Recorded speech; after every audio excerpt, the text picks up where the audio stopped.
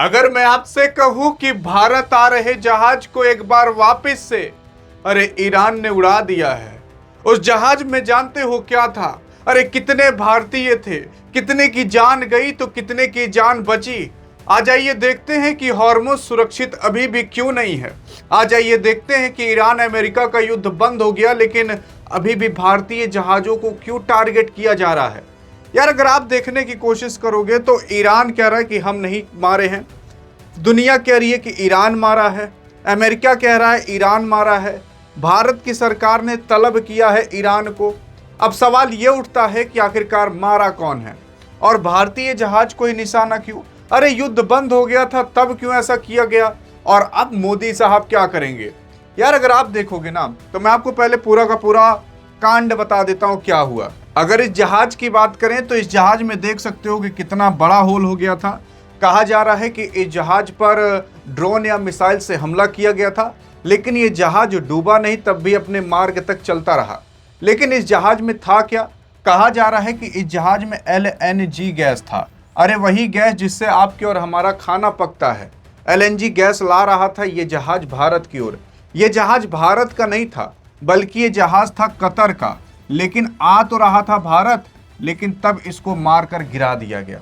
यार अगर आप देखोगे तो कतर से गुजरात के दहेज बंदरगाह पर आ रहे कतर का एक LNG टैंकर जिसका नाम अल रक्यात है, ये ओमान की खाड़ी से हॉर्मुज के स्ट्रेट के पास संदिग्ध ड्रोन या मिसाइल के हमले से मार दिया जा चुका था। असल में इस हमले में देखोगे तो इंजन रूम में आग लग गई थी, लेकिन यहाँ पर पूरे 29 क्रू मेंबर्स मौजूद थे, जिसमें से 4 भारतीय थे। लेकिन अगर बात करें किसी को कुछ हुआ तो ऐसा अभी तो कोई इंफॉर्मेशन नहीं आया है कि किसी क्रू मेंबर की जान गई हो। इंजर्ड हो सकते हैं लेकिन अभी जान नहीं गई है। इस पूरे जहाज के अंदर 29 लोग थे, जिसमें से 4 इंडियंस थे, लेकिन 4 के चारों इंडियंस अभी सुरक्षित बाकी हैं। और अगर इन 29 क्रू मेंबर्स की बात करें तो ये कुछ अलग अलग देश के होंगे, क्या पता कतर के कुछ लोग हों, क्या पता अमेरिका के कुछ लोग हों, लेकिन अभी तक किसी की जान तो नहीं गई है। बात करें जहाज का क्या नाम था तो जहाज का नाम था अल रक्यात। असल में ये कतर से गुजरात की ओर जो दहेज बंदरगाह है वहां पर आ रहा था LNG गैस लेकर। ये पूरी की पूरी कहानी है इस जहाज की। लेकिन अगर इस जहाज के बारे में बात करें कि ये कहां से निकल रहा था तो यार देखो कतर ये है। अब ये कतर छोटा सा देश है। अब ये छोटा सा देश दुनिया के लिए इतना इंपॉर्टेंट देश है कि अगर बात करें भारत की यानी कि इंडिया की, तो इंडिया में जो 90% तक ये LPG गैस LNG गैस आया करती है वो कतर से ही आया करता है।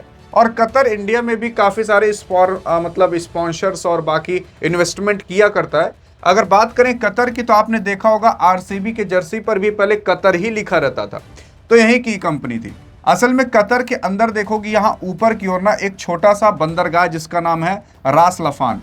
रास लफान से वो जहाज निकला था और हॉर्मुज की ओर गुजरने की कोशिश कर रहा था, और यहीं पर ही उस पर मिसाइल से अटैक कर दिया गया और या ड्रोन से अटैक किया गया। लेकिन इतना उस जहाज को हार्म हुआ, तब भी वो जहाज अपने मंजिल की ओर आगे बढ़ता रहा। लेकिन आगे बढ़ रहा है, कहीं डूब भी सकता है क्योंकि इंजन के रूम में आग लग चुकी थी। कुछ भी हो सकता है, वो तो बाद में पता चलेगा, लेकिन अभी तक जो पता चला वो यही है। आप सोच रहे होंगे कि यार कतर ये है तो ये कौन सा एरिया है?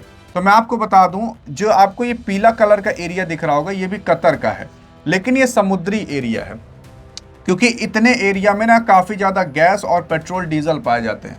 क्योंकि लाखों साल पहले यहाँ पर जो परजीवी होंगे वो दबे होंगे, वही कन्वर्ट हो गए होंगे तेल गैस उसमें, तो यहाँ से काफ़ी ज़्यादा तेल और गैस कतर निकाला करता है। ये समुद्री एरिया है।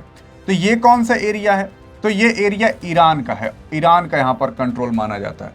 तो ये ज़मीनी एरिया नहीं है इतना। असल में इतना एरिया इसलिए स्पॉट किया जाता है क्योंकि यहाँ पर खनन प्रक्रिया बहुत होती है गैस और तेल ओल की। तो यहाँ पर कतर का पूरा कंट्रोल है, यहाँ पर ईरान का पूरा कंट्रोल है। तो पूरा ईरान यहाँ से निकालता है और कतर यहाँ से निकालता है। ये कतर देश है और इस कतर देश में ही ऊपर की ओर रास लफान बंदरगाह था। यहीं से ही जहाज निकली थी और स्ट्रेट ऑफ हॉर्मुज के पास जब गई तो वहीं पर ही इसको मारकर गिरा दिया गया। मैं आपको बता देना चाहता हूं कि भारत के अंदर इसीलिए गैस और LNG LPG की दिक्कत आई थी क्योंकि भारत एक तरफा कतर के ऊपर डिपेंड रहा करता था गैस के लिए। क्योंकि जब भारत शुद्ध गैस मंगाता था ना कि भैया हमें केवल LPG चाहिए, तो वो कतर से ही मंगाता था। और जब कतर यानी कि जब ये हॉर्मुज बंद हुआ और कतर इम्पैक्ट हुआ तो काफ़ी बड़ी दिक्कत तब भारत के अंदर गैस सिलेंडर को लेकर मच चुकी थी। और अगर मैं आपसे कहूँ भैया, ये जो ईरान है उसने कतर के ऊपर इतना अटैक कर दिया है कि कतर जो अभी 5-6 महीना पहले था युद्ध के, अगर वहां तक भी कतर को जाना है तो 5 साल लग सकते हैं। यानी कि वापस से पटरी पर आने में इस देश को 5 साल लग सकते हैं। अब बस अभी तक तो मैंने आपको सब कुछ सीधे और शांति से बता दिया। अब एक बार याद करके देखिए वो 1 महीने पहले का वीडियो, जब मैंने आपको बताया था कि ये शांति समझौता नहीं, केवल एक धोखा है ट्रंप का। क्योंकि मैंने आपको बता दिया था कि ईरान जितनी डिमांड कर रहा है अमेरिका कभी मानेगा नहीं। ईरान कह रहा है कि हमें इतने बिलियंस ऑफ डॉलर दो, हमारा जो नुकसान हुआ है। ईरान कह रहा है कि हम यूरेनियम तुम्हें नहीं देंगे। ऐसी कई सारी डीलें हैं जो कभी भी आपका अमेरिका मानेगा ही नहीं। तो यार ये जो युद्ध आप सोच रहे हो कि शांत हो जाएगा, ईरान अमेरिका का युद्ध कई कीमत पर भी शांत नहीं होगा। काफी लोग कह रहे थे कि तू बहुत ज्ञानी बन रहा है, अरे युद्ध शांत हो गया, देख डील हो गई, पीस डील हो गई। अरे पीस डील नहीं, केवल घंटे की पीस डील है। कभी भी यहां पर जब तक ईरान के अंदर सत्ता परिवर्तन नहीं हो जाएगा या ईरान के अंदर से यूरेनियम अमेरिका लेकर चला नहीं जाएगा, तब तक कुछ नहीं होने वाला। और आप देख लीजिए, केवल और केवल अभी मतलब जो इंडिया आ रहा है एक जहाज, उसको मारकर गिराया नहीं गया, बल्कि अमेरिका ने काफी तगड़ी बमबारी ईरान के अंदर कर दी है। आप कह रहे थे अरे यार अभी तो शांति समझौता हो गया था। मैंने आपको 1 महीना पहले बताया था कि ये युद्ध कभी भी नहीं रुकेगा। 2 कंडीशन में रुक सकता है, या तो यूरेनियम पूरी तरीके से सौंप दिया जाए या फिर ईरान के अंदर सत्ता परिवर्तन हो जाए, अमेरिका अपने हिसाब से कोई बैठा दे। अब अमेरिका कर क्यों नहीं पा रहा? हॉर्मुज की वजह से, क्योंकि यह हॉर्मुज जहां पर 20% का तेल का आवागमन होता है वो पूरी तरीके से प्रभावित हो जाता है। आपने देखा होगा कि कितना बड़ा मुद्दा उठ गया था, पेट्रोल पंप पर कितनी बड़ी कतारें लगना चालू हो गई थी कि तेल नहीं आ रहा, क्योंकि दुनिया का 20% का तेल यहीं से आता जाता है। सच्चाई ये है। अब आपको समझ में आया होगा।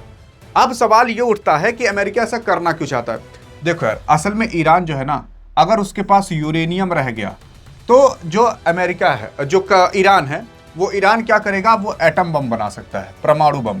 अब अगर एटम बम कोई और नहीं बल्कि ईरान ने बना लिया तो जानते हो क्या होगा? तब ईरान किसी से डरेगा नहीं। अरे जब परमाणु बम है तो किससे डरेगा भैया?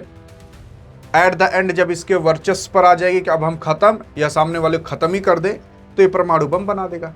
और इसी वजह से इजराइल कभी भी नहीं चाहता था कि यहां पर युद्ध रुके, इसलिए बार बार इजराइल यहां पर अटैक किया करता था। और अगर ईरान के पास एटम बम आ गया तो ये बगल के जो खाड़ी देश, छुर्री भुर्री, सऊदी अरब, यूएई, कतर, कुवैत, ये सब देश है ना, ये सब थर थर कांपने लगेंगे ईरान से। इसीलिए अमेरिका कभी भी नहीं बनाने देगा इसे परमाणु बम। और देखिए, कुछ देर केवल ट्रंप ने रेस्ट लिया था कि भैया एक बार वापस से अपनी पूरी मिलिट्री भेजें, एक बार वापस से हम पूरा अपना यहाँ पर वेपन्स भेजें, रडार सिस्टम्स भेजें, एक बार वापस से युद्ध चालू करते हैं। और इस बार जब युद्ध होगा तो अमेरिका का तो नुकसान होगा, ये मैं मान रहा हूं, लेकिन ईरान का इतना नुकसान हो जाएगा कि वो लड़ने लायक नहीं रहेगा। अगर आप सोच रहे हो कि ईरान ने तो मारकर भगा दिया यार अमेरिका को, नहीं, अमेरिका का नुकसान हुआ है, क्या पता ट्रिलियंस ऑफ डॉलर का हुआ हो, लेकिन सच्चाई ये है कि ईरान का तो बहुत ज्यादा नुकसान हो चुका है। इस बार जो नुकसान होगा ना, वो ईरान सह नहीं पाएगा। सच्चाई ये है। अब अगर आप देखोगे, कतर से भारत के गुजरात तक जो ये दहेज बंदरगाह पर आ रहा कतर का एलएनजी टैंकर यानी कि जहाज था, वो हॉर्मुज के पास ड्रोन से हमला हुआ, जिसका नाम अगर आप देखोगे तो एलएनजी अल रक्कयात था। वो कतर का ही जहाज था जो कि भारत एलएनजी गैस लेकर आ रहा था। इस तरीके से उसमें छेद हो गया था, इतना तगड़ा हमला हुआ था। अब ये फोटो वेरीफाई नहीं है, आप वेरीफाई कर सकते हो, लेकिन हाँ अटैक हुआ है। अगर बात करें तो यहाँ मध्य पूर्व यानी कि वेस्ट एशिया के अंदर जो संघर्ष अभी चल रहा है, उससे अभी तक भारतीय लगभग 6 ठो मारे जा चुके हैं। अरे मतलब इसी जहाज में नहीं, बल्कि अभी तक जब से ये युद्ध चल रहा है तो आपने देखा होगा कि इस जहाज से भी पहले 3 जहाज भारत के मारकर गिराए गए थे। तो उसमें 3 नहीं बल्कि 6 भारतीयों की टोटल जान गई थी। और इस बार भी भारतीयों की जान जाते जाते बची, क्योंकि इसमें भी 4 भारतीय मौजूद थे। उसी के साथ साथ कतर से भारत के जो दहेज बंदरगाह है, वो दहेज बंदरगाह पर ही ये आ रहा था एलएनजी टैंकर।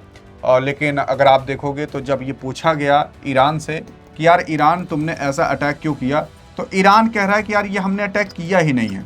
तो ये ईरान ने अटैक नहीं किया तो किसने किया? लेकिन कतर खुलकर कह रहा है कि ईरान ने ही अटैक किया। जी हाँ, सच्चाई ये है।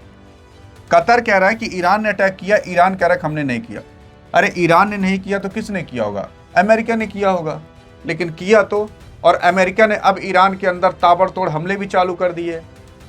अब सोच कर देखिए कि अगर यही अमेरिका का जहाज मारकर गिराया गया होता, जहां पर अमेरिका युद्ध नहीं लड़ रहा होता, तो अभी कचर के लिए निकाल लेता।